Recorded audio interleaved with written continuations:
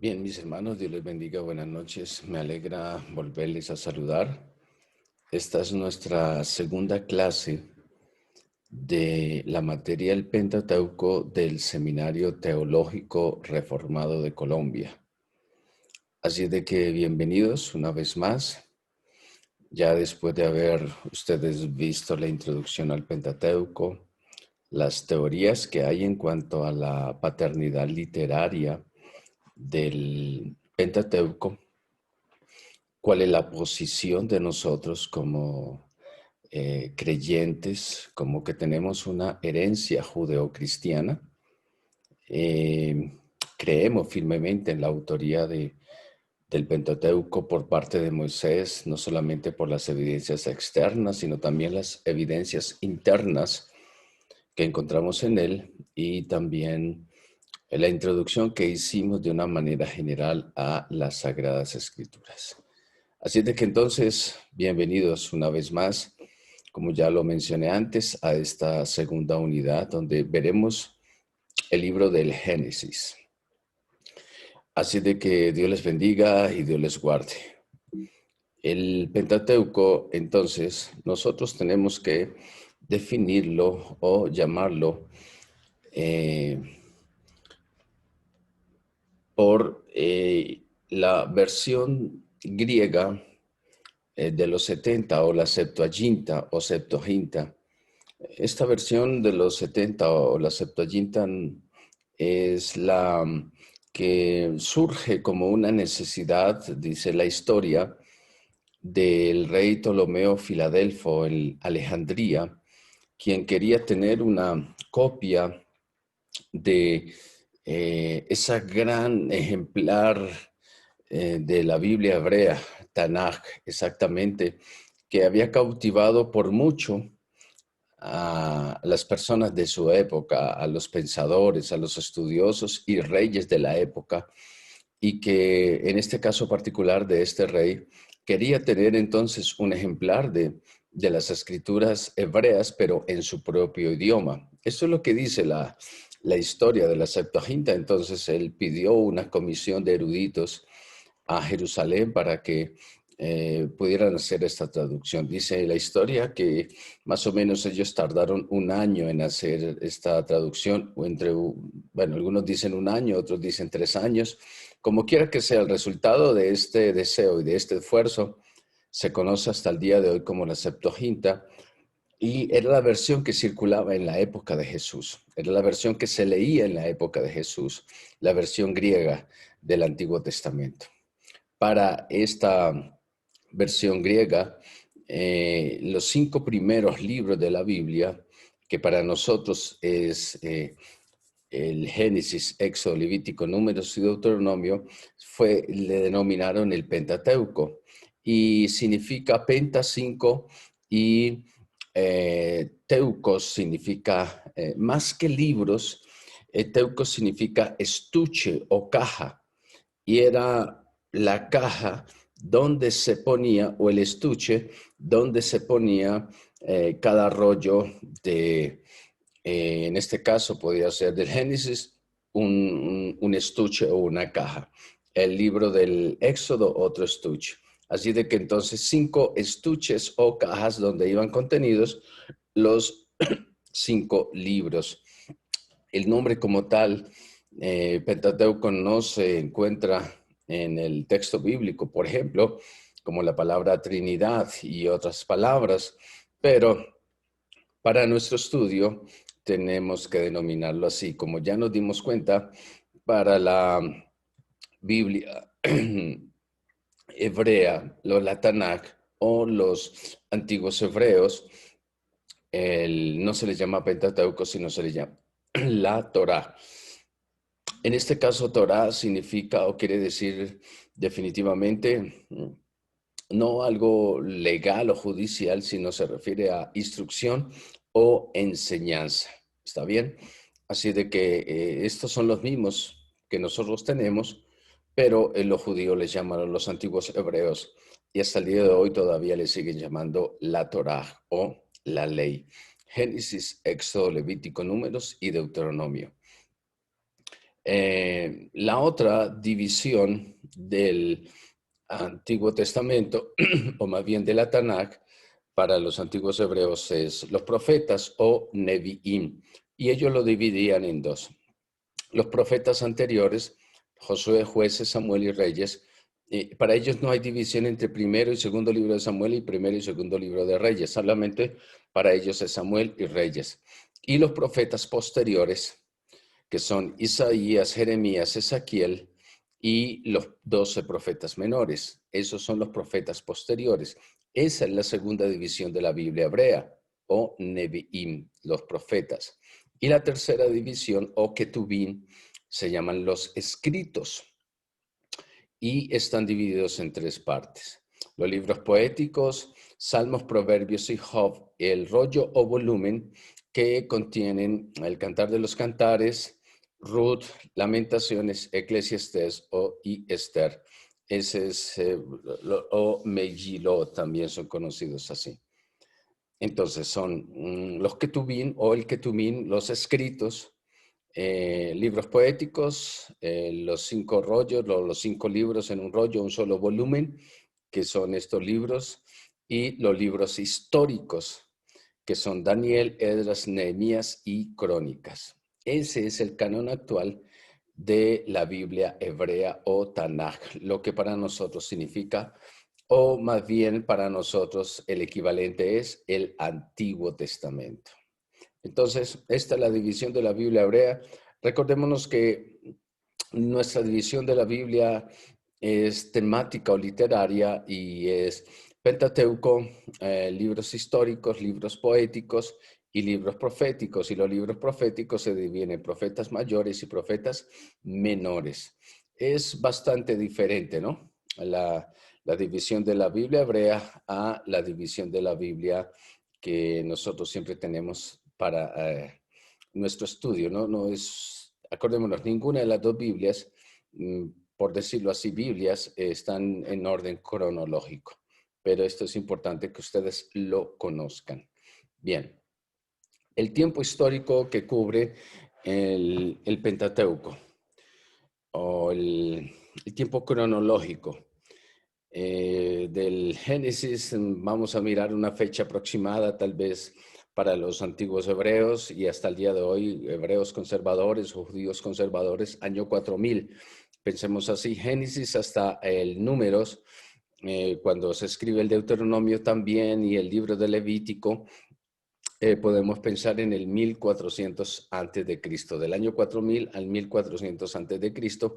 Ese es el periodo que abarca el Pentateuco. Y aquí aparece en el libro de Génesis, aparece el libro de Job, como ustedes bien saben, o si alguno no lo recuerda o no lo sabe, el libro de Job es el libro antiguo más reconocido y antiguo más reconocido en cuanto al momento histórico en que se da el libro de Job.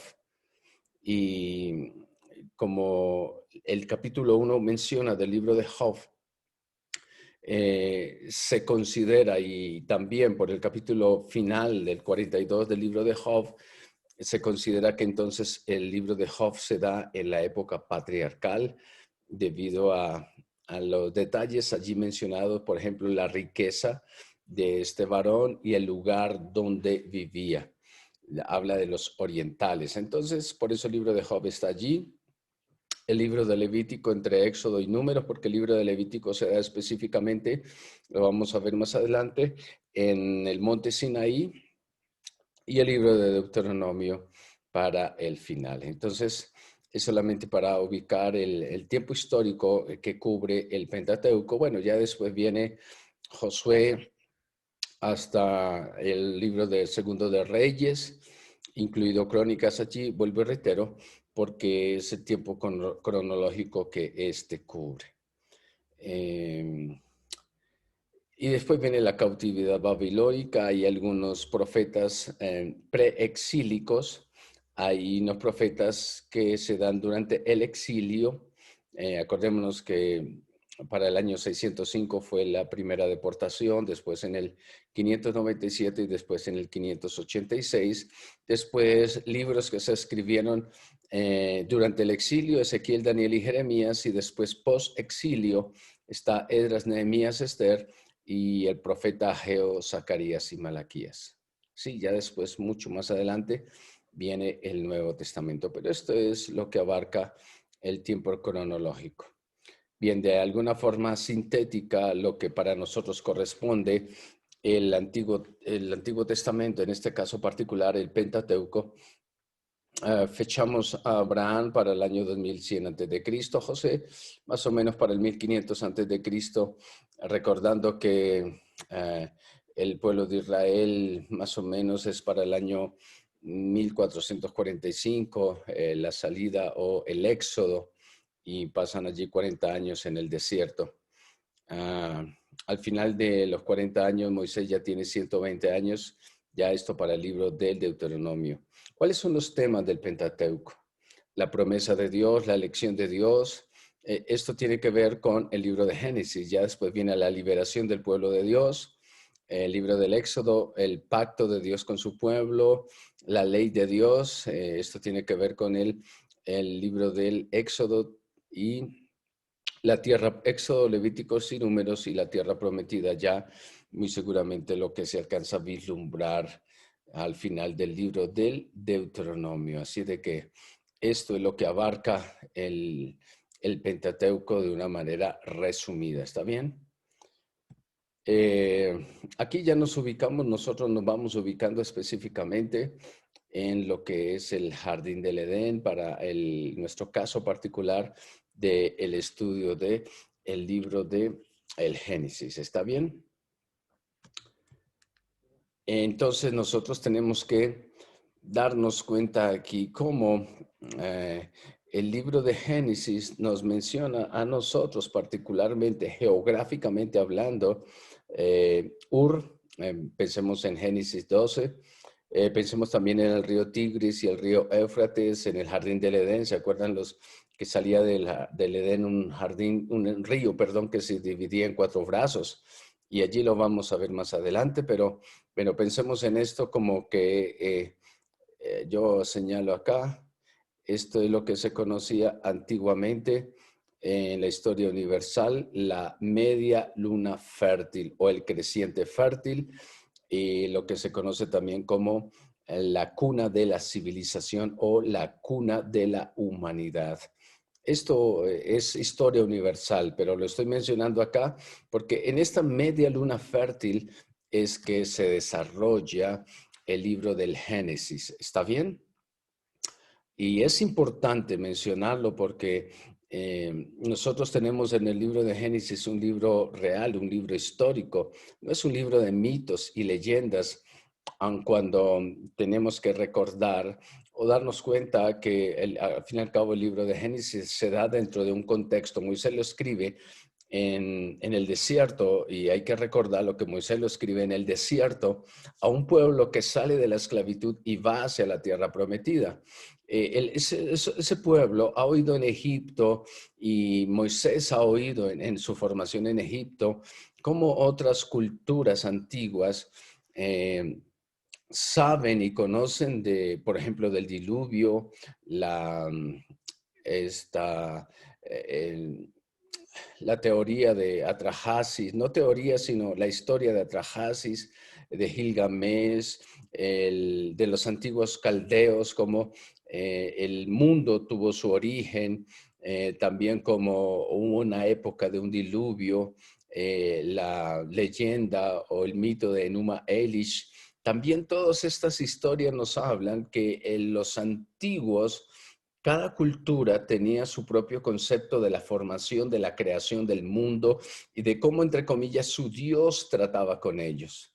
Es en este contexto que Moisés lo sabe, que el pueblo de Israel lo sabe, en el que surge el Génesis para darle a entender al pueblo de Israel que hay un Dios verdadero, que hay un Dios único, trascendente, que es el creador de los cielos y de la tierra. Si bien es cierto, las otras culturas tienen sus dioses, tienen el nombre de sus dioses y tienen un lugar donde esos dioses desarrollan toda su historia, Moisés le está diciendo al pueblo de Israel: he aquí el Dios verdadero. He aquí el Dios que creó los cielos y la tierra, que los hizo a los seres humanos a su imagen y semejanza. Eso es importante a la luz de lo que el pueblo de Israel había oído durante muchos años en Egipto. Entonces, todo esto para mencionar que la historia bíblica se desarrolla en un contexto geográfico y cultural determinado y que nos dice a nosotros cuánto de ello es verdad y auténtico, cuánto de ello es verídico.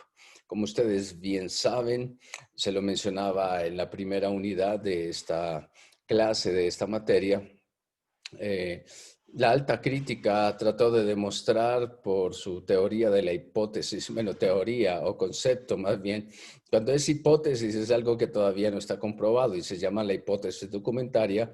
Como quedó bien claro, ellos trataron de demostrar que el Pentateuco no fue escrito por Moisés, sino que es una compilación de muchos documentos, exactamente de 4, en diferentes épocas. Ya vimos el documento J, pero quiero mencionarles algo, solamente ustedes lo van a ver allí. Ninguno de estos documentos se ha encontrado. Cuando menciona documento J, no hay un documento real y auténtico que se llame J y que se haya encontrado. No, es una hipótesis. De pronto, ¿por qué hay dos relatos de la creación, según dicen ellos? ¿Por qué el ser humano nunca tuvo una escritura constante y firme o la adoración de un Dios firme, sino que fue evolucionando y creciendo en su vida de fe y desarrollando su espiritualidad? Debido a esos conceptos es que ellos desarrollaron la hipótesis documentaria, pero no hay, reitero, no hay, no se ha encontrado, no hay un documento escrito que se llame documento J o documento E, que fue escrito según ellos en el año 750 y sus autores fueron anónimos. No hay como tal, físicamente hablando, ningún documento de estos, ¿sí? Solamente para mencionar, a manera de repaso, lo que los estudiosos de la alta crítica, Julius Wellhausen y muchos de ellos, trataron de decir con relación a la autoría del Pentateuco. Aclaro algo: si estos estudiosos, estos eruditos dieron por cierto esto, y muchos pastores y muchos líderes han aprendido esto en esas universidades y seminarios teológicos, vienen a nuestras naciones de Latinoamérica y a otros lugares y enseñan todo eso, desvirtúan la autenticidad de las escrituras, desvirtúan lo milagroso de las escrituras y todo lo explican a través de la razón. Que si las plagas de Egipto no fue una intervención divina, sino que fue un volcán, que definitivamente ese volcán expulsó una arena rojiza que manchó las aguas de Egipto, etcétera, etcétera, etcétera, que lo que sucedió y por eso se volvió sangre, que la muralla de Jericó en realidad Dios no las derrumbó, sino que fue un terremoto, bueno, etcétera. Todo eso conlleva a que las gentes piensen que la Biblia no es un libro histórico y real. Por eso solamente, si aceptamos esta hipótesis documentaria, aceptamos que tanto el Pentateuco como el resto del Antiguo Testamento son un fraude literario, ya que Moisés declara ser el autor de la ley y vivió alrededor del 1400 antes de Cristo. Por favor, esto es muy, muy importante.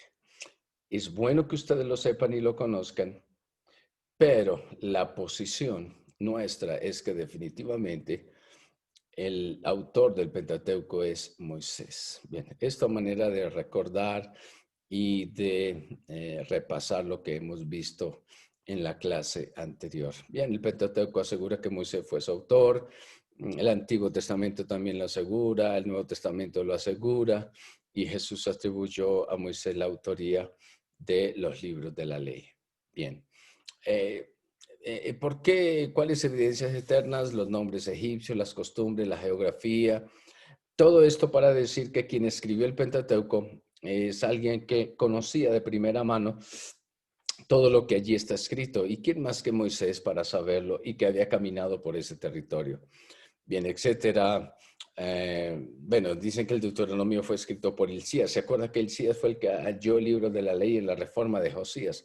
Y se cree que este Hilcías fue el padre de Jeremías. Entonces, los autores de esta posición dicen que se llama la posición deuteronomista. Entonces, creen que ellos dicen que fue Hilcías durante la reforma de Josías y que se escribió el Deuteronomio y que fue este Hilcías el que la escribió, etcétera, etcétera, etcétera. En fin, la genealogía y las tradiciones del Génesis no pudieron haber sido escritas por Moisés porque él no vivió en esa época y por eso tan intervalo y falta de muchos nombres dicen ellos, entonces Moisés no lo pudo haber escrito, bueno, etcétera. Ahora sí, nuestra clase particular, en fin, es el libro de Génesis.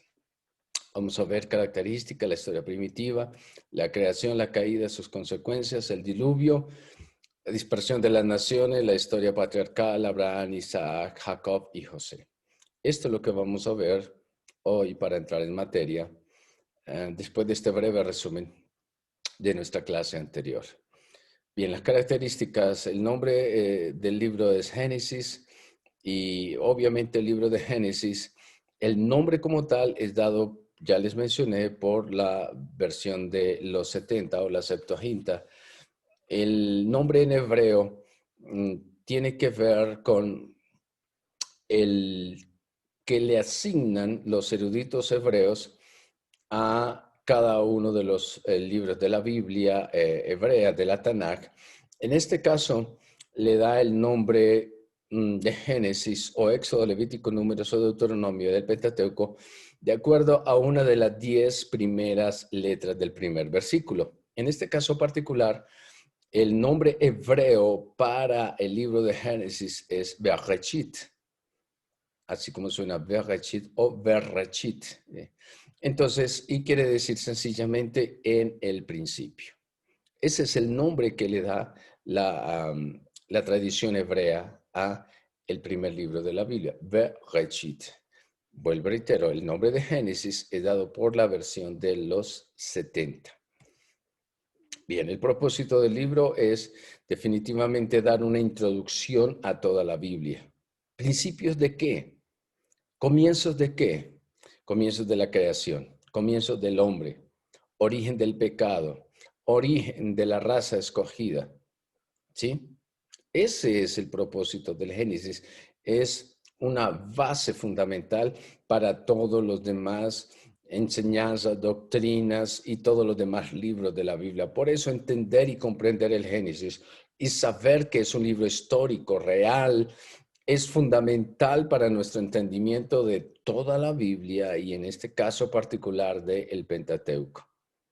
El propósito también es mostrar al pueblo escogido del Señor, al pueblo de Israel, mostrar la infancia de la humanidad y desde ya, desde el libro de Génesis, el plan de redención. ¿Por qué el plan de redención? Porque definitivamente el hombre ha fallado y ha pecado contra Dios y esto lo muestra bien claro el libro de Génesis. Entonces Dios también nos va a mostrar cuál es su plan de salvación para la humanidad. ¿Está bien? El tercer punto en cuanto al tema del libro de Génesis es que es el principio de todas las cosas, ¿cierto? Y Dios comienza la redención de la humanidad escogiendo a un pueblo en particular, ¿sí? Eso es lo que hace Dios y eso es lo que nos muestra a nosotros el libro de el Génesis. ¿Cómo Dios entonces planea a través de escoger a un pueblo en particular. Pero démonos cuenta que no escoge a un pueblo en su comienzo. Lo primero que él escoge es a una persona, a un hombre. Y, y este hombre nada tiene que ver con mm, la nación de Israel o que fuera judío, porque nada se sabía de Israel o del pueblo judío en ese momento. Comienza escogiendo a un hombre pagano. Vamos a verlo más adelante, pero me adelanto. Es el libro de esta persona es Abraham o Abram en Ur de los Caldeos, una nación pagana. Él era pagano también. Pero bueno, como Dios planea salvar a la humanidad escogiendo a un pueblo a partir de escoger a una persona. Así es de que mi aplicación para este momento es que solo Dios sabe los planes que puede tener para con cada uno de nosotros, que son planes grandes más de lo que nosotros nos pudiéramos imaginar si tan solo actuamos en obediencia a nuestro Dios. El contenido definitivamente del libro de Génesis va desde el origen del universo hasta el establecimiento de Israel en Egipto. Esto ya para el final de Génesis capítulo 50. Así de que vamos a darnos cuenta cómo Israel, la familia de Jacob, porque todavía no son ni siquiera una nación, como la familia de Jacob, para ese momento Israel, se establecen en Egipto. Y particularmente nosotros tenemos que dividir y maravillosamente hacer una estructura del libro de Génesis en dos partes. Puede usted grabarse esta estructura que al grabársela le ayudará mucho a, al estudio del libro de Génesis. La primera parte de esta estructura la podemos llamar nosotros la historia primitiva. Va del capítulo 1 al capítulo 11 y podemos denominarlo nosotros cuatro eventos. Cuatro eventos. Historia primitiva, capítulo 1 al capítulo 11. ¿Cuáles son esos cuatro eventos? La creación. Segundo, la caída y sus consecuencias. Tercero, el diluvio. Y cuarto, la dispersión de las naciones. O para que quede más resumido, Babel. ¿Está bien? Usted puede grabárselo. Entonces, la creación, la caída y sus consecuencias, el diluvio y, en cuarto lugar, Babel o la dispersión de las naciones. Y la segunda parte de la estructura del libro de Génesis va del capítulo 2 al capítulo 50 y podemos nosotros subdividir esta segunda parte en cuatro personajes. Si la primera parte son cuatro eventos, la segunda parte la podemos nosotros dividir en cuatro personajes. ¿Quiénes son? De la época patriarcal, Abraham, Isaac, Jacob y José. ¿Está bien? Esos son los cuatro personajes de la segunda división para nuestro caso del libro de el Génesis. Bien, avancemos. Características fundamentales también con relación a el libro de Génesis. Algo importante son las listas que aparecen allí, las genealogías. Y esto podemos nosotros encontrarlo de pronto en el capítulo 5 y en el capítulo 10 y capítulo 11. Estas genealogías debemos mencionarlo y aclararlo, no siempre son completas y se mencionan solamente algunas personas que son las más importantes en estas genealogías. Y tampoco hay que entenderlo, tampoco hay un orden cronológico en algunos de los pasajes, como el capítulo 10 y 11, donde menciona estas genealogías. Y no es que hayan errores allí, sino que sencillamente al escritor, eh, luego de relatar los sucesos, da los pormenores sin entrar en mencionar todos los personajes que muy seguramente estuvieron en cada una de estas genealogías. Pero haríamos bien nosotros al mirar las genealogías, porque cada vez que en las escrituras aparece una genealogía, es porque termina una etapa y comienza un periodo nuevo. Y en segundo lugar, las genealogías nos dicen a nosotros cuán importante es para nuestro Dios y para el escritor bíblico el que el pueblo de Israel sepa de dónde viene, cuáles son sus raíces. Y esto hasta en Crónicas y después en Mateo y Lucas nos hace caer en cuenta a nosotros de la importancia de ello, porque para el pueblo de Israel es importante saber eh, cuáles son sus lista de antepasados, cuáles son sus orígenes, de dónde vienen ellos. Bien, esto para mencionar la genealogía, de pronto hablaré en algunos otros aspectos importantes de este aspecto. Bien, ¿cuál es el tiempo que abarca específicamente el libro de Génesis? 4000 antes de Cristo está así como en signo de interrogación porque para los eruditos hebreos el, el tiempo comienza en el 4000. Así de que más o menos la historia del Génesis abarca unos aproximadamente 2000 años hasta la época de José para el 1800 antes de Cristo. Abraham estuvo en Canaán más o menos para el año 2091 antes de Cristo. Y ya cuando empieza el Éxodo, y esto es importante, esta línea del tiempo que usted ve allí, porque desde el Éxodo, todo el tiempo que abarca el Éxodo hasta finalizar el Nuevo Testamento son 1900 años. Y comparado con lo que abarca el libro del Génesis, que son 2000 años, es tremendo para considerar, está bien. Y es muy significativo si usted pone atención en ello. Reitero, el tiempo que abarca el Génesis son 2000, el libro del Génesis son 2000 años, más o menos 2000 años, que comparado con el tiempo que abarca desde el Éxodo hasta el libro de Apocalipsis, el último libro del Nuevo Testamento, que son 1900 años en cuanto a la cobertura de tiempo, nosotros definitivamente tenemos que decir que nuestro Dios es maravilloso al permitirnos contemplar la historia, su historia para la humanidad de esta manera, de una manera muy condensada, pero muy clara. Y lo que usted y yo encontramos en las Escrituras definitivamente es lo que Dios quería que nosotros supiéramos. Alguien puede preguntar, bueno, ¿y dónde está? ¿Qué se hicieron las otras familias? ¿Qué se hicieron las otras personas?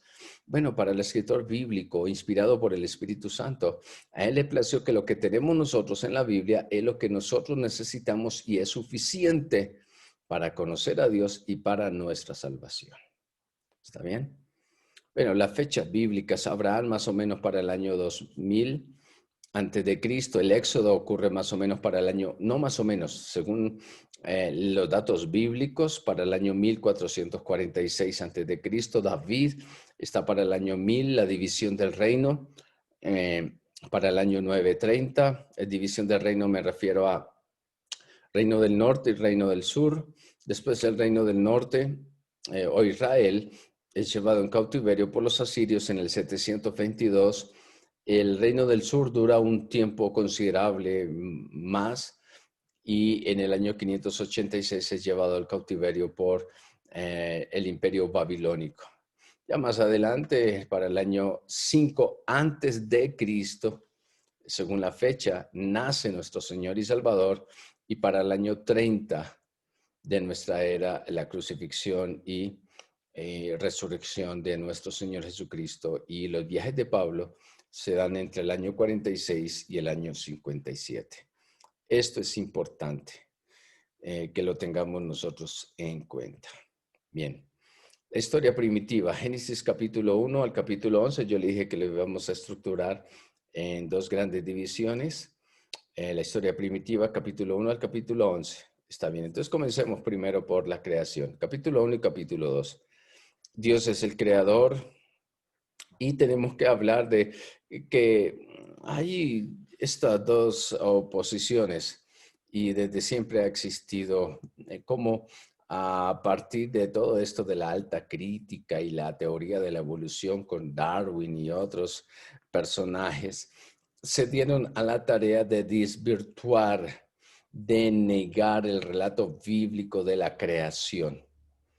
argumentando que eso es solamente leyenda, historia, ficción, mitos de una cultura antigua como lo fue también cualquiera de las culturas antiguas como la egipcia, la china, bueno, los hindúes, los babilonios, etcétera, etcétera. Y así como estaba el poema de Atrahasis o el concepto del diluvio de Anuma Alish y todo esto. También los antiguos hebreos tenían su relato de mito y leyenda en cuanto a la creación. Y entonces surgen las teorías evolucionistas que se oponen abiertamente al concepto bíblico de la creación. Y esa es nuestra lucha, entre comillas, de siempre a la luz de las escrituras. Por eso, cuando hay teorías que desvirtúan la autenticidad, la inerrancia, la inspiración y la infalibilidad de las escrituras, ahí es donde usted como estudiante de la Biblia debe profundizar en ello, mantener firme su confesión de fe en cuanto a que la Biblia es la autoridad suprema en todos los órdenes y no dejar que ninguna otra situación le desvíe de esta verdad. Bien, aquí tenemos entonces a Israel, allí una pequeña porción de tierra en el antiguo, bueno, cercano Oriente. Más bien allí en el Medio Oriente podemos ver allí el Mediterráneo, Egipto y algunos creen que, bueno, obviamente el Jardín del Edén allí está ubicado en Israel, otros dicen que en Irak. Como quiera que sea la geografía de nuestro libro de El Génesis. Algunas teorías que tratan de armonizar el relato bíblico con la ciencia. No sé qué será peor, sino si una negación absoluta de la creación bíblica y decir que no existe, que es la evolución y el Big Bang y la gran explosión y la teoría del azar y de la casualidad, o mm, ¿qué puede ser más dañino? Una combinación de las teorías de la creación, hipótesis de la evolución y todo esto, o el relato bíblico. Entonces, algunos, bueno, no sé cómo llamarlos, si bien intencionados estudiosos de la Biblia y científicos se han dado a la tarea de mezclar, de armonizar lo que dice la ciencia con lo que dice la Sagradas Escrituras. Entonces, hay una teoría que se llama la teoría de la alternancia día-era. Entonces dicen que cada día de la creación fue una era geológica. Ustedes han oído hablar de la era geológica del Plioceno, de la era Mesozoica, de la, bueno, edad de bronce, bueno, etcétera, etcétera, etcétera. Todas estas teorías, entonces ellos dicen, bueno, un día del Génesis, de la creación, no fue un día de 24 horas, sino que definitivamente fue un espacio indefinido de tiempo de miles de millones de años donde se dieron las eras geológicas. Y bueno, así es que lo llaman. Otro, la teoría de la creación progresiva, es decir, Dios no creó todo así en 6 días, sino que Dios fue avanzando, avanzando en miles de millones de tiempo hasta que terminó todo lo que es el proceso de la creación y el proceso evolutivo hasta lo que tenemos hoy en día. Infortunadamente, esta teoría de la creación progresiva da para entender que todavía se siguen dando resultados de esa creación y que todavía siguen habiendo algunas cosas en progreso o en proceso de concluir sus últimos estadios de desarrollo.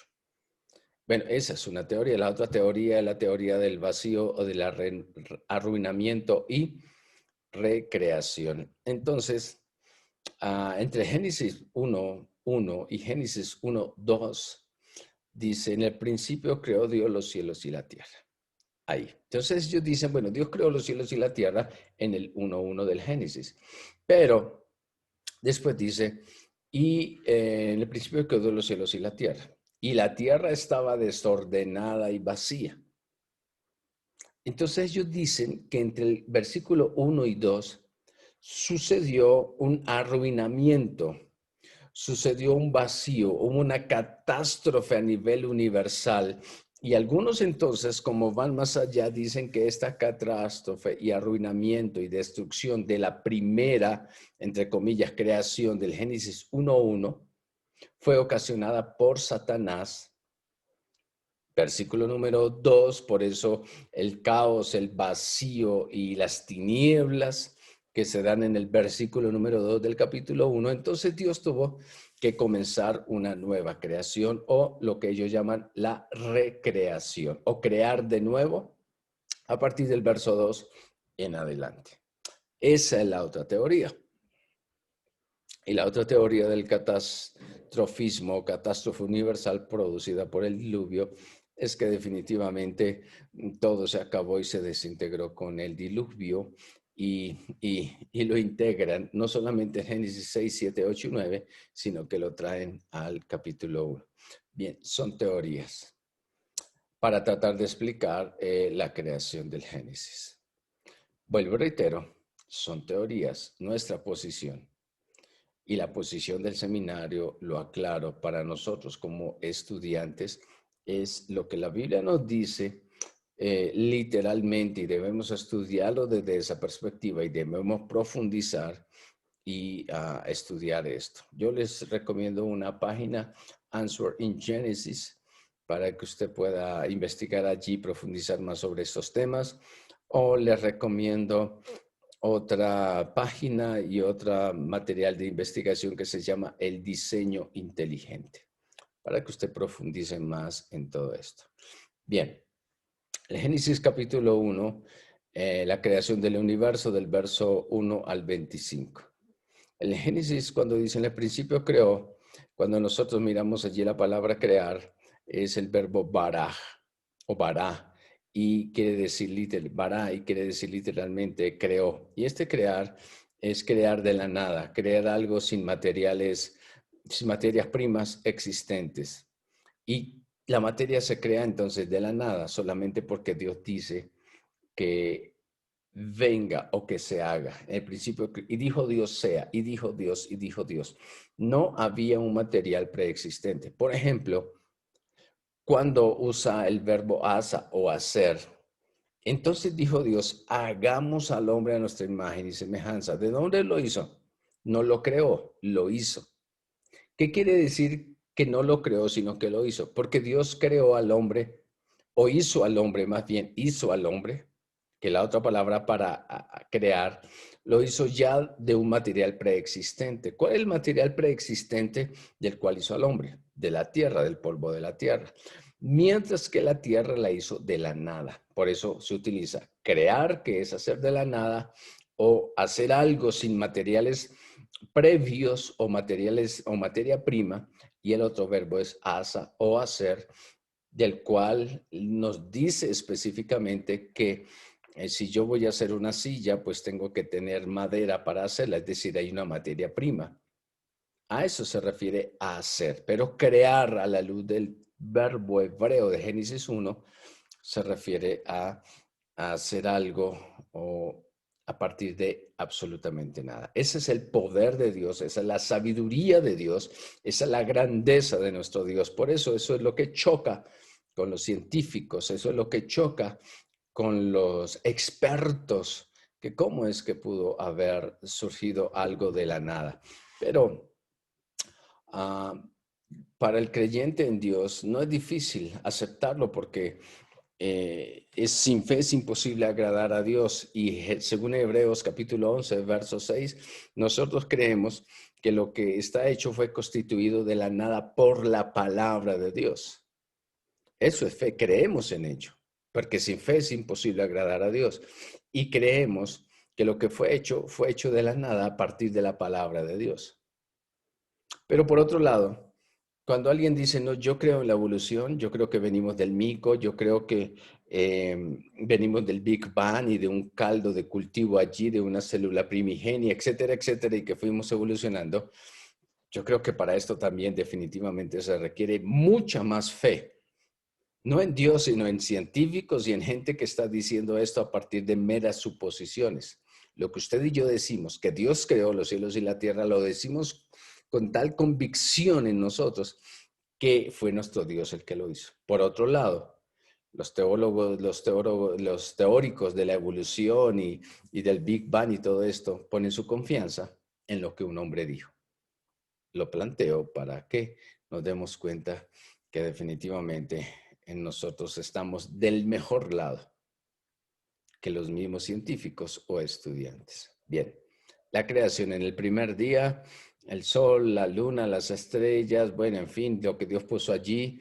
En el cuarto día ya nosotros nos dimos cuenta cómo Dios pone la lumbrera mayor y la lumbrera menor, bueno, etcétera, etcétera, pero cómo Dios allí está poniendo las nubes, está separando el firmamento, arriba agua, abajo también agua, en el tercer día los mares, la tierra seca a un lado. Ya cuando hay tierra seca y cuando hay ya agua abajo, entonces Dios crea los árboles frutales, las plantas verdes que dan semilla, etcétera. Ya cuando había tierra, cuando habían mares y cuando había todo eso, entonces sencillamente Dios llena lo que estaba vacío. Porque hay que entender que ya para el día quinto pone los animales en la tierra, pone los peces en el agua y las aves en el cielo. Lo que Dios primero hace es separar la luz, el día de la noche, separar la luz de las tinieblas, separar las aguas del firmamento, separar en el tercer día la tierra de lo seco. Y cuando todo esto está separado, ahora lo que hace en el cuarto, quinto y sexto día que es llenar lo que él antes había separado desde el comienzo de la creación. Dios le está diciendo a través de Moisés a un pueblo que va directo a la tierra prometida, que está saliendo de la esclavitud, que eso quede claro porque ese es el contexto, le está diciendo al pueblo, hay un Dios solo verdadero, un Dios poderoso, un Dios sabio, un Dios lleno de amor, que quiere, lo que quiere con ustedes es separarlos, sacarlos de esos dioses de Egipto, sacarlos de esa idolatría, de esos conceptos y mostrarles que la creación habla de un Dios todopoderoso, de un Dios que los quiere apartar y consagrarlos y que se dediquen ellos única y exclusivamente para su Dios. Esto, por favor, hay que tenerlo en cuenta. Ya el capítulo número 6, el día número 6, perdón, nos habla a nosotros de cómo el ser humano está allí para ponerle nombre. Cuando dice que le pone nombre a los animales, esto quiere decir que le está dando autoridad. Autoridad, cuando el papá le pone un nombre a su hijo, está dándole identidad, pero también está diciendo, yo tengo autoridad sobre usted. Cuando Dios le dijo a Adán, póngale el nombre a los animales, le estaba delegando autoridad sobre los animales. Allí está también el momento de la creación de Eva a partir de la costilla de Adán, bueno, etcétera. Y el séptimo día Dios descansa y mira todo como lo había hecho. Y Dios vio que todo había sido hecho bueno en gran manera. En el primer día de la creación aparece la luz, separa la luz de las tinieblas, día y noche. En el segundo día la separación del agua en nubes y neblina, el planeta cubierto de agua, la atmósfera, se da todo esto, la aparición de los continentes, los mares y la creación de la vegetación en el día cuarto, la aparición de los cuerpos celestes, sol, la luna, las estrellas. El día quinto, la creación de los animales marinos y las aves. En el día sexto, la creación de los animales terrestres. Todos estos animales terrestres y ahora el mismo ser humano a partir de la tierra. Y en el séptimo día Dios descansa. El hombre es la corona de la creación. ¿Está bien? El hombre, Adán y Adama, es lo mismo, tierra o suelo. De ahí viene porque el hombre es formado, hecho del polvo de la tierra. Y la misma palabra es una creación especial, Génesis 1:27, bara, creación especial. Hay que tener en cuenta esto, por favor. que Dios crea al hombre y hace al hombre como nosotros lo hemos sabido siempre. Imago Dei en latín, o imagen de Dios. De entre todos los seres creados, de entre toda la creación de Dios, solo el hombre recibió un soplo el soplo de Dios, el aliento de vida en su nariz. Y Dios le dio allí aliento de vida. Por lo tanto, solamente el ser humano tiene un espíritu inmortal. El hecho de la imagen de Dios tiene que ver con que es un ser moral, un ser racional y un ser que tiene la capacidad de dominar y que tiene voluntad propia. Moral en cuanto a que posee libre albedrío y conciencia. Eh, es el momento en que Dios le concede a la primera pareja, a Adán y Eva, libre albedrío. Ellos tenían la capacidad de elegir y de decidir por sí mismos sin la intervención externa de absolutamente nada. Era un ser racional, capacidad de pensar, de formar ideas, pero también capacidad de decidir. El ser humano tiene dominio sobre la naturaleza y los seres vivos. El hombre en el jardín del Edén. Allí está el Señor colocando al hombre, ubicándolo en el jardín del Edén. La palabra Edén significa delicia o paraíso. En el jardín del Edén nosotros vemos los ríos, el río Tigris y el río Éufrates. ¿Se acuerdan? Río Jedequel, Pisón, Ávila y Gijón. Bien, estos ríos son los que nosotros encontramos también, río Tigris y río Éufrates. Dios provee a Adán, su compañera, su ayuda idónea y le da la capacidad de tener comunión con él. Continuamente el hombre hablaba al aire del día en el huerto del Edén. Y esto es particular porque desde el comienzo el plan de Dios era una intimidad, una cercanía, y fue creado el hombre para tener comunión e intimidad con Dios. Por eso lo hizo a su imagen y semejanza. Una de las particularidades de la imagen y semejanza de Dios en el hombre es que a través de esta imagen podía el hombre comunicarse con su creador. Los demás seres no, pero el hombre sí. Eso es lo particular de lo que Dios puso en el ser humano.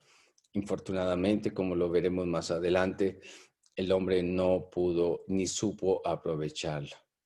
Yo quiero mostrarles a través de esta diapositiva muy interesante cómo hay una teoría muy interesante. Yo me atrevería a decir que más que teoría es una afirmación de algunos eruditos bíblicos con relación a la ubicación del Jardín del Edén.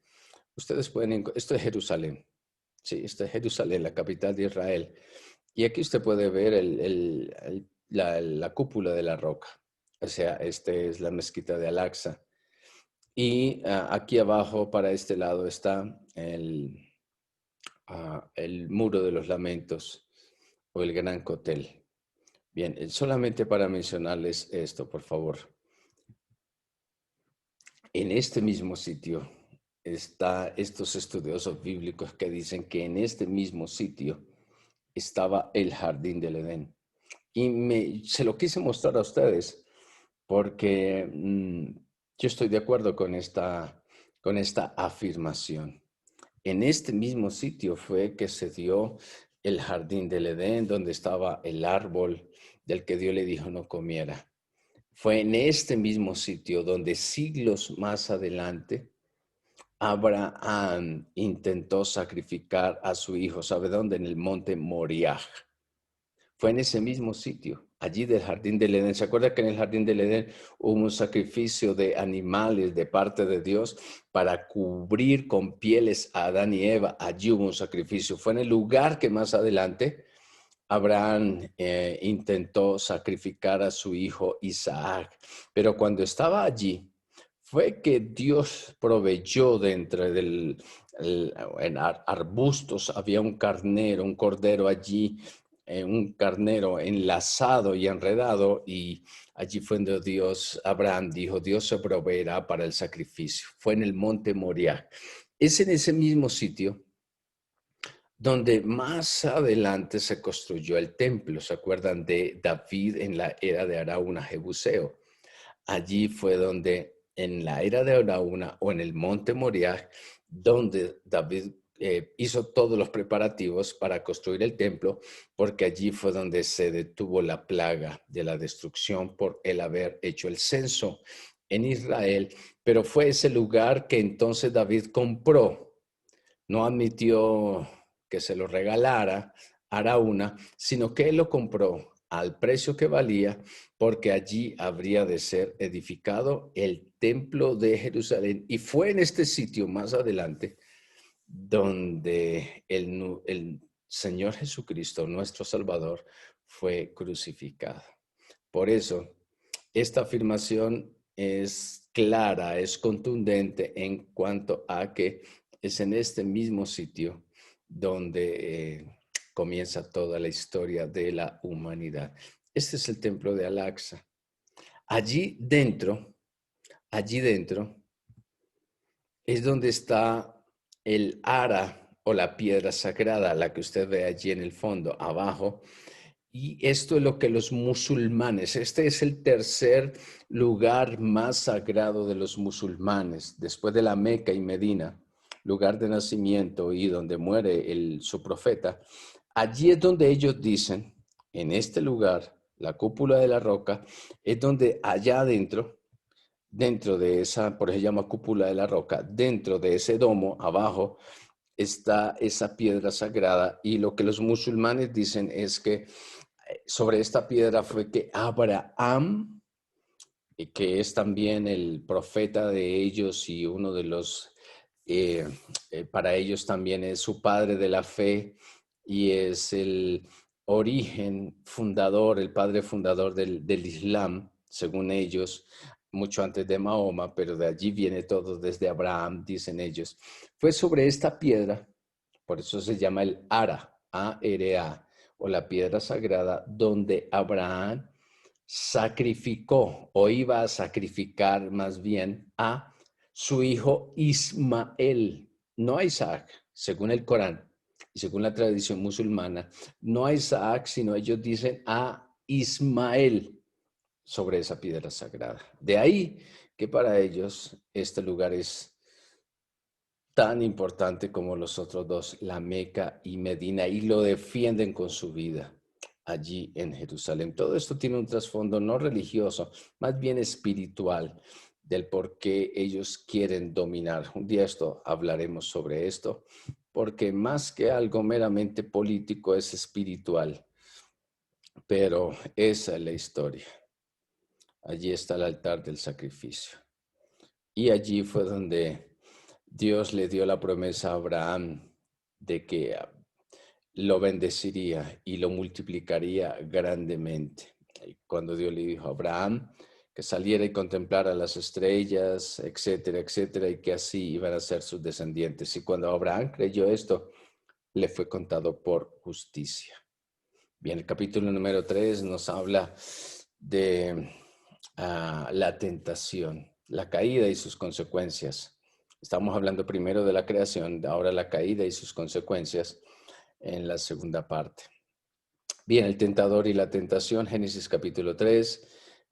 Con que, esa palabra con que es como que Satanás está diciendo, Dios se la puso muy complicada a ustedes, yo se la voy a poner más fácil, y los lleva al terreno de la duda, de la incredulidad, y acusa a Dios de que Él no quiere que ellos sean tan sabios como Él, y entonces a través de todas estas mentiras y engaños le hace creer a Adán y Eva que ellos al comer del fruto van a ser como Dios. Esa fue una de las peores mentiras que ellos se pudieron haber creado o imaginado o creído más bien, porque acordémonos que ya Dios había hecho a Adán y Eva a su imagen y semejanza. Pero ahora el diablo les vende esa mentira haciéndoles creer. ¿Qué pasa? El hombre muere espiritualmente. Al cortar su relación con Dios, mueren espiritualmente, son expulsados del jardín del Edén, la naturaleza humana se corrompe y la consecuencia de ellos son dolor, sujeción y sufrimiento. La serpiente también tendría sus consecuencias y el hombre empezaría a trabajar con mucho esfuerzo y el sudor de su frente para ganar el pan y la tierra produciría espinos y cardos, malas hierbas. Allí con todo y esto se conoce algo, se da algo que se conoce como el protoevangelio, Génesis 3:15. Pero el pecado avanza la primera civilización a partir del Génesis 4. El pecado avanza en función de que Caín mata a su hermano Abel. Esas son las consecuencias del pecado.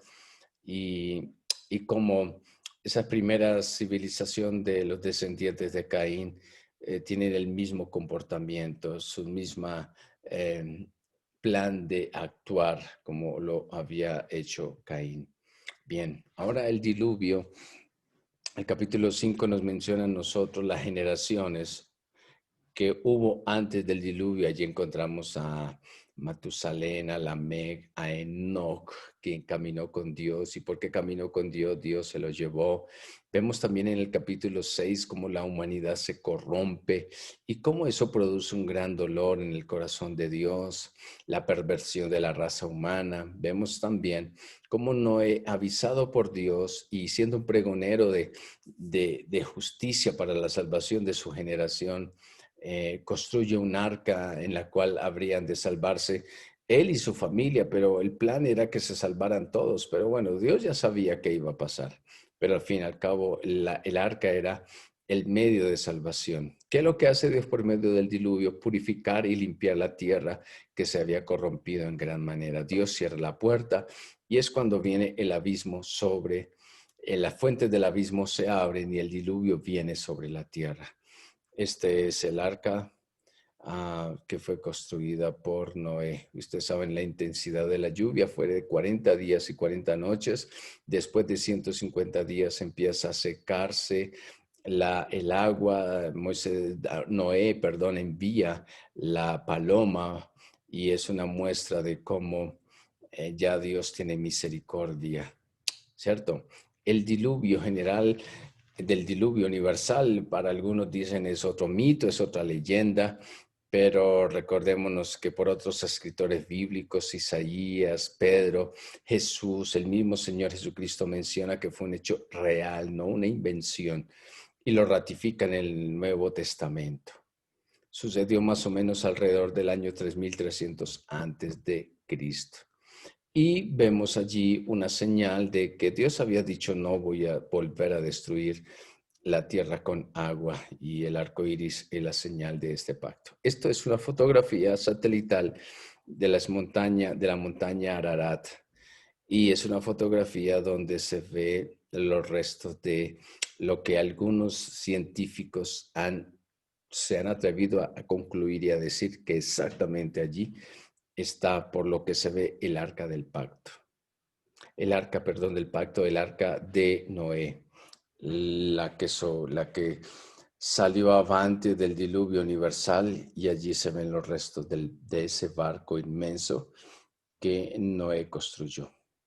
Bueno, son descubrimientos arqueológicos y que son muy ciertos. Y haríamos bien en investigar. Yo solamente como profesor puedo dar información contundente y veraz, pero a cada uno de ustedes, mis hermanos, como estudiantes, les sugiero que investiguen más al respecto.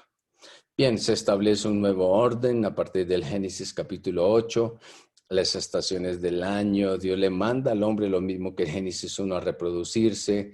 El reino animal también debía temer al hombre, etcétera, etcétera. La nueva dieta alimenticia para el ser humano, no debían comer la carne del animal con su sangre. Se establece la pena capital y Dios dijo que jamás volvería a destruir al mundo por agua. Noé bendice a Sem, Cam y Jafet. Los de ahí, a partir de sus hijos, de Sem, Cam y Jafet, es que vienen todo el origen de la raza humana, de las razas. Cam y Canaán, africanos y egipcios. Sem, los hebreos o todos los pueblos semitas, incluidos los pueblos árabes, y Jafet, los pueblos europeos o la raza aria. Todo esto tiene que ver con Europa al norte de Israel. Bien, este es el origen de las naciones, capítulo número 9. Y El otro detalle particular de nuestro estudio es la Torre de Babel, que es un sigurat, como lo podemos ver nosotros allí. Esta es la dispersión de las naciones. Menciona Nimrod, que en otras palabras quiere decir nos vamos a rebelar. Y Nimrod era un vigoroso cazador, pero los estudiosos dicen que no era cazador de animales, sino cazador de hombres. Allí está Babilonia, Babel, perdón. En la llanura de Sinar se construye la Torre de Babel, que no es otra cosa sino un deseo del hombre de hacer culto a sí mismo. Hagámonos un nombre, culto al poder. Y con esto estaban excluyendo a Dios de sus planes. Con esto estaban excluyendo a Dios de lo que Él inclusive había puesto en su corazón, que Él quería hacer con ellos, bendecirlos. Pero el hombre se aparta de Dios, se aparta de su voluntad, quiere hacer las cosas a su manera, quiere construir las cosas a su manera sin tener en cuenta a Dios. Y por eso entonces viene la confusión de lenguas, donde lo que Dios hace con esto es evitar que ellos sigan construyendo. Es decir, les da un golpe severo al orgullo y la altivez del ser humano, a ese culto al poder que infortunadamente en estos últimos siglos se ha retomado, sobre todo en estos últimos 50 años de nuestro siglo XXI, se ha retomado esto del culto al poder. Y Dios nos ayude en estos primeros años, más bien del siglo XXI, primeros 20 años del siglo XXI, pero últimos 50 años de nuestra época, el siglo anterior y parte de este, como el ser humano eh, quiere tener posición, prestigio y poder, y un culto a sí mismo, el hombre endiosándose. La misma mentira de Satanás en el Génesis 3, otra vez puesta en el corazón y la mente del ser humano. No necesita a Dios, usted es Dios para sí mismo y puede hacer las cosas a su manera. Ahora, el capítulo 12 al capítulo 50, nosotros vemos la historia patriarcal. ¿Está bien? La época patriarcal. Y en estos, nosotros tenemos que mirar a 4 personajes. ¿Sí? En la primera división de la estructura del Génesis vimos 4 eventos, que fue la creación, que fue la caída, que fue el diluvio y la división o de las naciones. En la segunda parte, que es la historia patriarcal, que del Génesis 12 al capítulo 50, vemos 4 personajes, Abraham, Isaac y Jacob. Abraham o Abraham, en este caso particular, significa padre del pueblo o padre de las multitudes. Génesis capítulo número 12 nos menciona esto a nosotros, ¿cierto? Y después, inicialmente, su forma original es Abram, ¿sí? Que significa padre y Ram, alto o excelso. Después Dios le cambió el nombre a Abraham, que quiere decir padre de multitudes, ¿cierto? Entonces, padre de multitudes cuando habría de heredar a su hijo Isaac, y él todavía se preguntaba cómo Dios haría lo que le dijo que iba a hacer si solamente primero no tenía hijos, sino tenía un siervo llamado Eliezer. Pero lo que Dios había dicho lo iba a cumplir, aún con la misma intervención de Abraham para quererle ayudar al Señor. Dios llama a Abraham y le da promesas. Vamos a ver estas 3 promesas, pero de este llamamiento de Abraham surgen las 3 grandes religiones del mundo, el judaísmo, el cristianismo y el islam. Todos los 3 grandes religiones reclaman a Abraham como su padre de la fe. Eso es tremendamente particular, como las 3 grandes religiones reclaman a Abraham como que es el fundador o el origen de cada una de estas 3 religiones, ¿sí? Y es llamado de Ur de los Caldeos. Y cuando llega allí a Aram y después llega a Shikem en el viaje, lo vamos a ver más adelante, Entonces, él, por el hambre que había en la tierra de Canaán, él tiene que viajar a Egipto y trasladarse a Egipto. Más adelante en el capítulo 13 tiene una contienda con Lot, con los pastores de Lot, porque es su sobrino, porque ya eran muchos. Entonces Abraham le dice a su sobrino Lot que escoja qué porción de la tierra quiere tomar, y Lot escoge las tierras que lo llevan hacia la llanura, que es más fértil, y va colocando sus tiendas de morada cerca a Sodoma y a Gomorra, y ustedes ya saben el resto de la historia. ¿Qué pasaría con la nación o la familia que Dios quería a partir de Abraham? Que llegarían a ser una gran nación, y que la grandeza de esa nación implicaría más que solamente un número de millones de personas, sino lo que Dios haría a través de esa nación, porque por medio de esa nación todos los linajes de la tierra serían benditos y ellos habrían de poseer la tierra de Canaán. Haré de ti una nación grande. 1, te bendeciré. 2, y engrandeceré tu nombre. ¿Para qué? Para que fueran de bendición. Esas son las promesas de Dios a este hombre. Y nosotros como cristianos, de hecho, hemos adoptado, en el buen sentido de la palabra, entre comillas, hemos adoptado esas mismas promesas para nuestras vidas. Bien, ¿cuál es el recorrido de Abraham, o de Abraham en este caso? De Ur de los Caldeos. Ur de los Caldeos es lo que más tarde se llamó Babilonia, y es lo que en la actualidad se conoce como Irak, su capital Bagdad.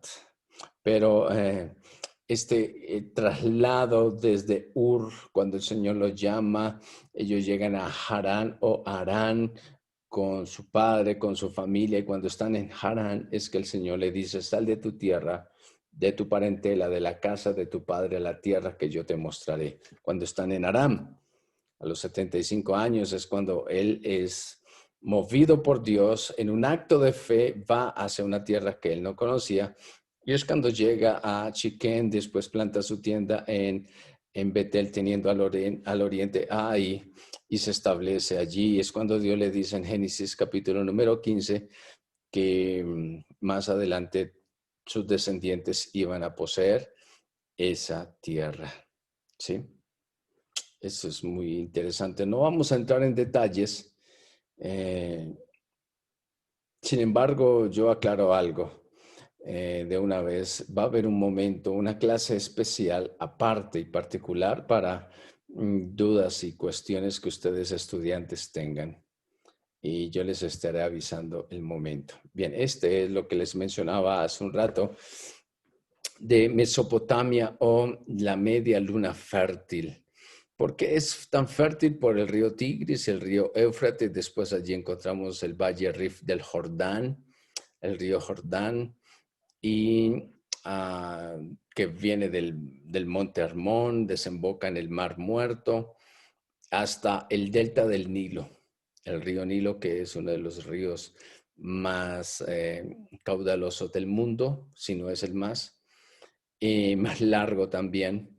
Allí está el río Nilo, su delta, por eso forma todo lo que se llama esto, la media luna fértil, es la cuna de la civilización, es la cuna de la humanidad. Y este recorrido que hace Abraham, si usted se da cuenta, va a darse a mirar que es el mismo recorrido que más tarde va a hacer Jacob con sus hijos. Después de que él huye de su hermano Esaú, vamos a verlo cuando llega a Aram buscando un refugio. Allí encuentra a su tío Labán y se casa con Raquel y Lea, pero es el mismo recorrido.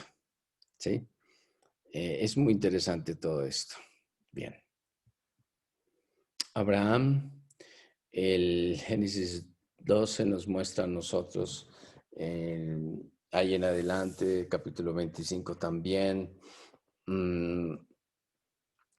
todo el proceso de la vida de Abraham. Sí, allí está, usted lo puede leer en sus Biblias, todo este proceso del nacimiento de Isaac, de Ismael también, producto de una relación sexual consentida por Sara, pero no aprobada por Dios. aun cuando los elementos legales de la cultura lo permitían, pero no era el plan original de Dios. Nace Ismael, después viene la destrucción de Sodoma y la liberación de Lot, el nacimiento de Isaac, el sacrificio de Isaac, Sara muere, y en el capítulo 24, como Abraham busca esposa para su hijo Isaac, y en el capítulo 25, la muerte de Abraham. Allí, bueno, vemos a Abraham, el sacrificio de... Eso es el capítulo 22 de Génesis, como Abraham es probado. Abraham, Isaac y Jacob. De los hijos de Jacob con Lea están Rubén, Simeón, Leví, Judá, Isaacar y Zabulón. De los hijos de Jacob con Silpa está de la sierva de Lea está Gad y Aser. Después de los hijos de Jacob con Raquel está Manasés. José exactamente, porque de José viene Manasés y Efraín y Benjamín. Y de los hijos de la sierva Bila está Dan y Neftalí. Esta es la descendencia de los patriarcas, ¿sí? De los patriarcas. Así de que vemos Isaac allí, aquel con el que Dios se reirá o aquel que hará reír, es el nombre de Isaac. Después viene Jacob, que de su derivación ya después viene a ser Jacob o Tiago o Santiago, pero sostenido por el talón es lo que significa el nombre de Jacob. Y más adelante Dios le cambia el nombre a Jacob o Jacob y le da el nombre de Israel, que quiere decir el que pelea con Dios y vence, ¿no? El hermano de Jacob, esto hace parte de la historia patriarcal, es Esaú, y ya sabemos, quiere decir o significa velludo. Y es el hijo de Isaac, son los hijos de Isaac y de Rebeca, el gemelo de Jacob, y fue el primero en nacer. Y fue llamado así por su aspecto de la piel, ¿verdad? Allí nosotros vemos como los eventos de la vida de Isaac, Jacob y Esaú. En Dotán, José es vendido por sus hermanos. En Mahanaim, Jacob ve los ángeles de Dios, se acuerdan, subiendo y bajando por las escaleras. Matanza de los cananeos por los hijos, eso es en Shikem, en una venganza, ¿no? Por haber deshonrado a su hermana Dina. Después Jacob lucha con el ángel en Peniel, esto es a este lado del río Jordán, cuando él viene de camino de Padán Aram, viene de allá y antes de entrar a Canaán, allí en Peniel, exactamente en el arroyo de Jaboc, es este conflicto con el ángel. En Betel, la visión de la escalera del cielo, Betel es casa de Dios y es puerta del cielo. Después lugar de la residencia es en Hebrón de Isaac y de Jacob, y después los pozos de Isaac. Allí en Gerar, Beersheba, está Rehoboth, está allí los pozos. Bien. Hay una rivalidad entre Jacob y Esaú, ustedes lo saben muy bien.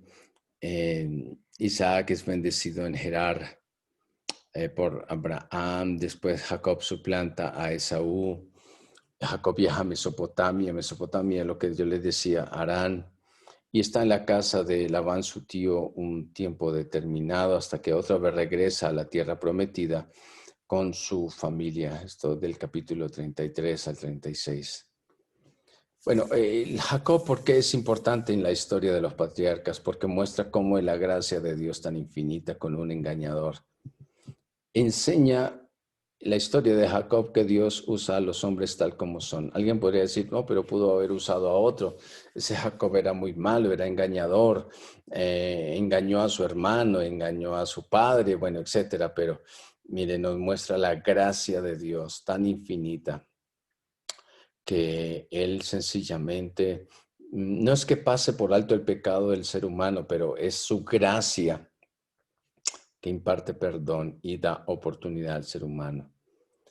Y la lucha con el ángel nos enseña a nosotros que las victorias espirituales se obtienen perseverando en oración.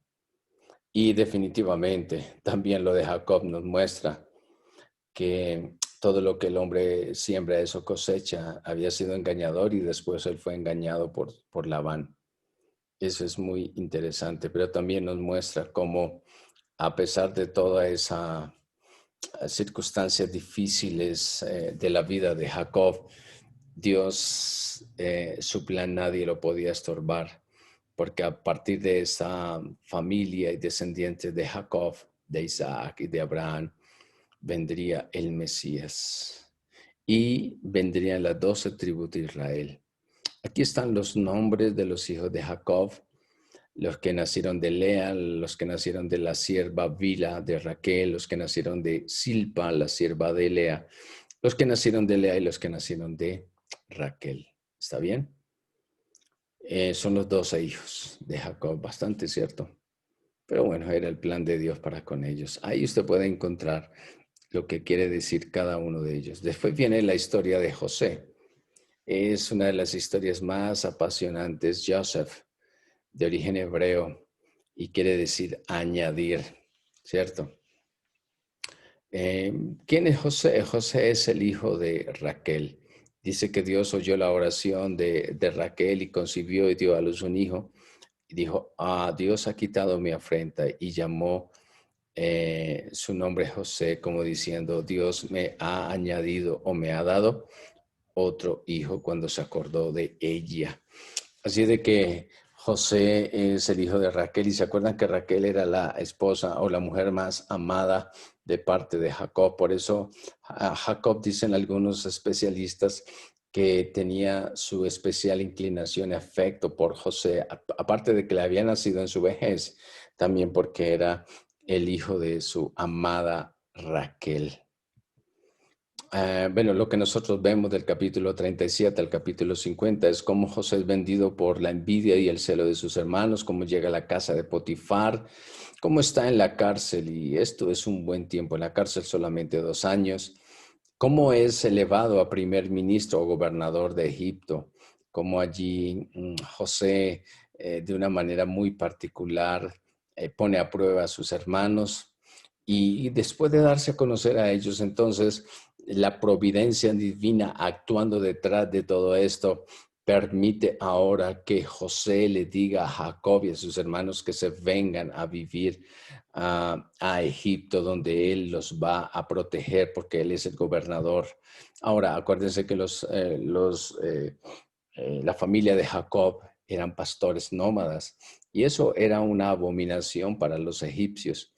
Pero con todo y eso, ya para el capítulo 47 al 50, mientras Jacob está allí, el pueblo de Israel crece y aumenta, y para este momento Jacob bendice a sus descendientes y profetiza sobre ellos en cuanto iba a ser el futuro de cada uno de sus hijos. ¿Cuáles son las características particulares de la vida de José? Su pureza.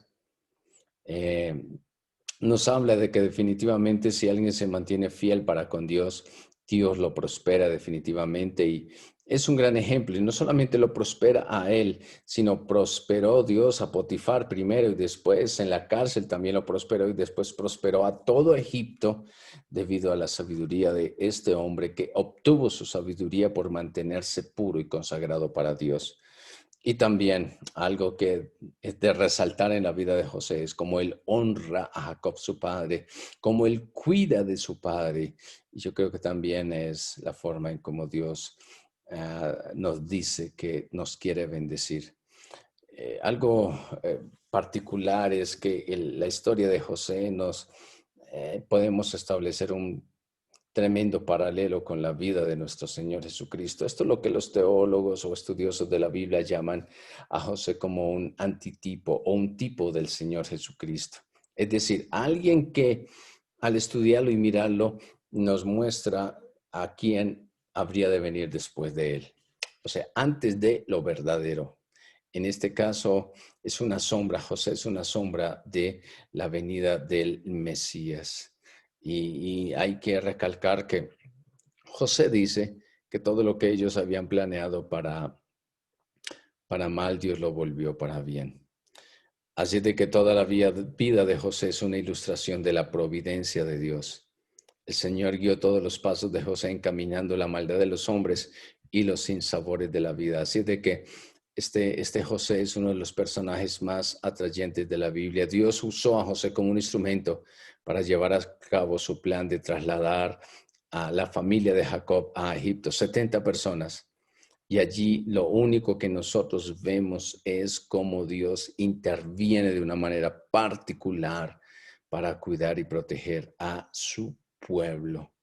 Esto es lo que nosotros podemos ver en el libro de el Génesis. ¿Está bien, mis hermanos estudiantes? Detalles más, detalles menos, en lo que nos corresponde a nosotros particular y personalmente seguir estudiando. Les dejo con esta diapositiva. Es nuestra próxima clase o nuestra próxima unidad del libro del Éxodo. Que Dios les bendiga y que saquen el mejor provecho de este estudio que no es, dadas las circunstancias, no es tan exhaustivo, pero sí es un abrebocas para que usted profundice más en él. Dios les bendiga.